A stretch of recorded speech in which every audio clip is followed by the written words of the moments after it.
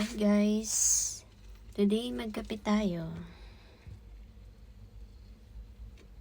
Ayan. Ito ngayon ang aking merienda. Actually lunch slash merienda. Ayan. Habang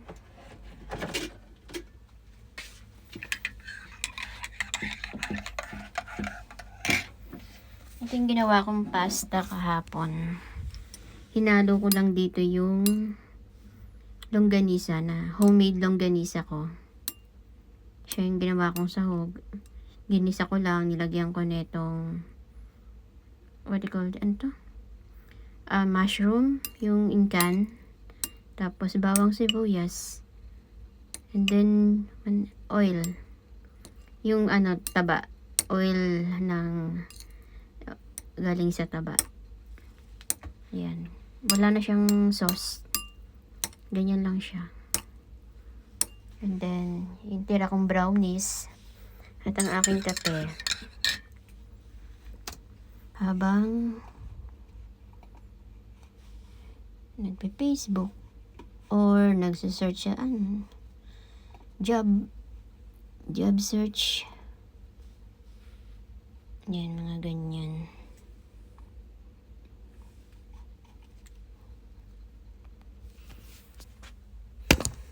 Yan.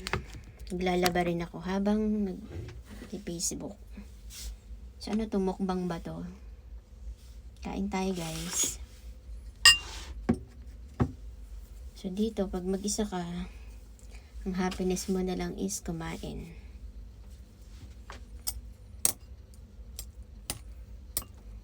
So, kumusta naman ang Dubai? Mahirap na maghanap ng trabaho. Nilagyan ko rin pala ito ng dried tomato. Yan, nabili ko siya sale. Kaya, ayun. Nilagay ko na rin. Tapos medyo mataba, kaya nilagyan ko ng asin. So, ngayon sa Dubai, guys, medyo hindi ka na kasi pwedeng mag-apply yung magwa-walk-in ka. Parang impossible na yun. Kasi lahat ngayon, through online na, 'di ba? So, magsasubmit ka na lang ng CV, and then, hintay ka na lang ng interview. Unless may mag-recommend sa'yo na trabaho galing sa mga friends mo.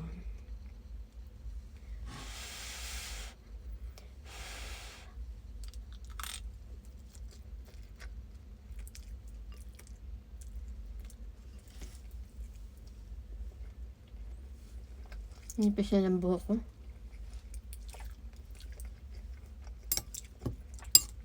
Medyo umalat Nilagyan ko kasi ng asin.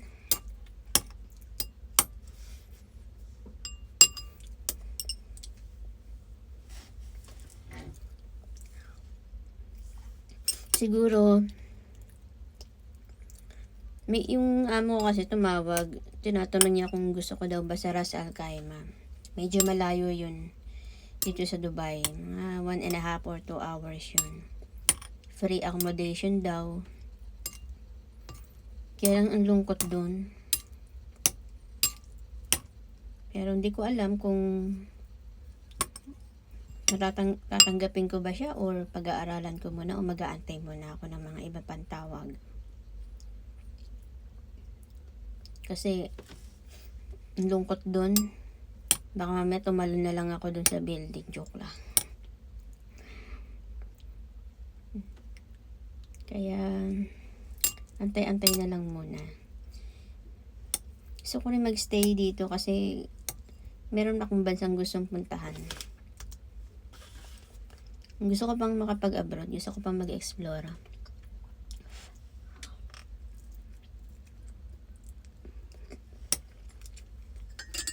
Ito, single naman ako. Single naman ako ngayon. Gagawin ko na kung ano yung mga gusto kong gawin na hindi ko nagagawa noong may kasama ako. Naging single na lang na wala akong choice.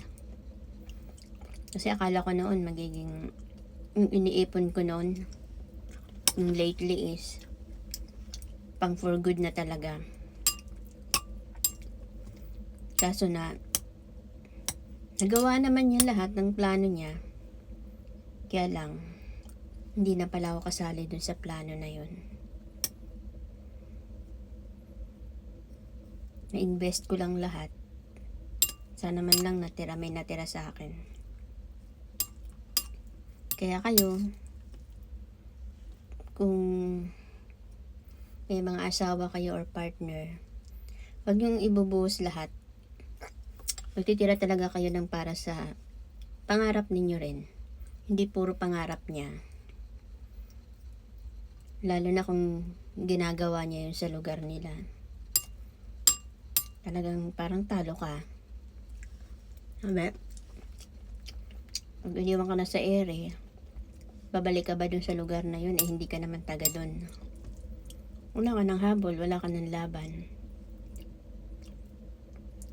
Lalo na kung hindi naman sa'yo na sa inyo naka-title yung pinagtayuan yung properties. Wala raw akong laban dun. Although binigyan naman niya ako ng konti, yung nakayanan niya, tinanggap ko na lang para ibayad ko rin sa mga utang ko, sa mga loan, para makapagsimula ulit kahit papano, kahit konti. Ganun talaga. Hindi mo masasabi yung utak ng partner mo.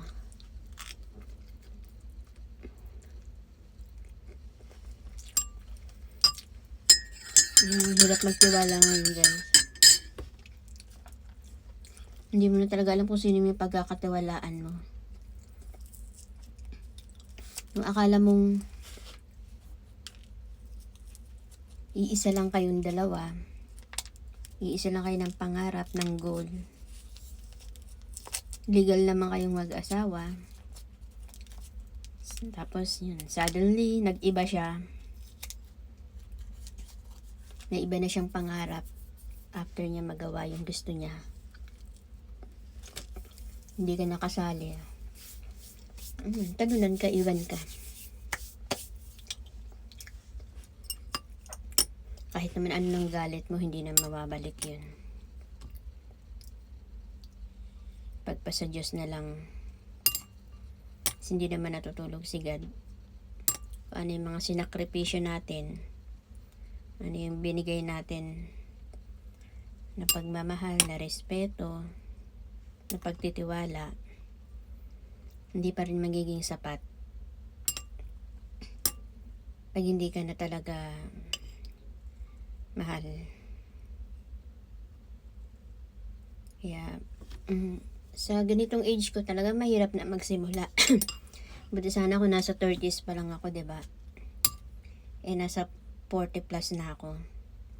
Sa passport ko 50 na yata. Ewan ko ba naging ganyan yung birth certificate ko. Grabe naman yung nurse dun sa Pabella Hospital.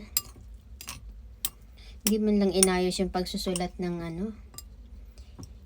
year of birth ko. Tarinay kong asikasuhin yun, kaya lang pinakita ko yung birth certificate, baptismal certificate ko as 1978. Pero hindi in-accept. Kailangan daw ng court hearing. Tinanong ko sa kaibigan kong lawyer, ang magagastos daw is 100,000. Noon pa yun.